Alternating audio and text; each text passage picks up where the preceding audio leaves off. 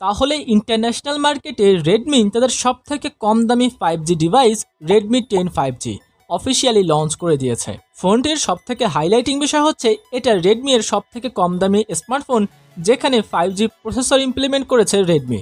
আর এই স্মার্টফোনটিতে আপনি পেয়ে যাচ্ছেন মিডিয়াটেকের ডায়মন্ডসিটি 700 প্রসেসরটি। 7mm আর্কিটেকচারের উপর তৈরি করা মিডিয়াটেকের এই প্রসেসরটি কিন্তু যথেষ্ট পাওয়ারফুল প্রসেসর। আর এই প্রসেসরটিতে জিপিইউ হিসেবে রয়েছে মালিয়ে G57 MC2 জিপিইউ।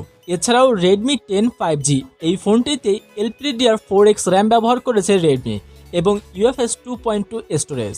তো পারফরমেন্সে তো রেডমি এর এই কম দামি 5G স্মার্টফোনটি আমার মনে হয় না অন্য সকল কম দামি স্মার্টফোনের থেকে খুব একটা বেশি পিছিয়ে থাকবে, কারণ এই ফোনটি ইন্টারন্যাশনাল মার্কেটে লঞ্চ করা হয়েছে বাংলাদেশি টাকায় 17,000 টাকার প্রাইস সেগমেন্টে। আর 17,000 টাকায় আমার মনে হয় এই স্মার্টফোনটি যথেষ্ট পাওয়ারফুল একটি ডিভাইস।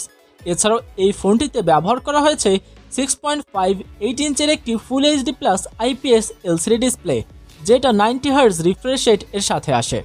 এছাড়াও ফোনটিতে ব্যবহার করা হয়েছে 50 মেগাপিক্সেলের একটি মেইন শুটার, যার অ্যাপারচার f1.8 এবং একটি রয়েছে 2 মেগাপিক্সেলের ডেপথ। এবং ফোনটিতে সেলফি ক্যামেরা হিসাবে 5 মেগাপিক্সেলের একটি সেলফি শুটার ব্যবহার করেছে রেডমি। এছাড়াও রেডমি এর এই সবথেকে কম দামি 5G ডিভাইসে রেডমি ব্যবহার করেছে 5000 mAh এর একটি ব্যাটারি, যেটা সর্বোচ্চ 18 ওয়াটের ফাস্ট চার্জিং সাপোর্টের সাথে আসে। কিন্তু আপনি এই স্মার্টফোনে বক্সে পেয়ে যাবেন 22.5 ওয়াটের একটি ফাস্ট চার্জার। এছাড়াও ফোনটিতে রয়েছে সাইড মাউন্টেড ফিঙ্গারপ্রিন্ট সেন্সর এবং USB Type-C।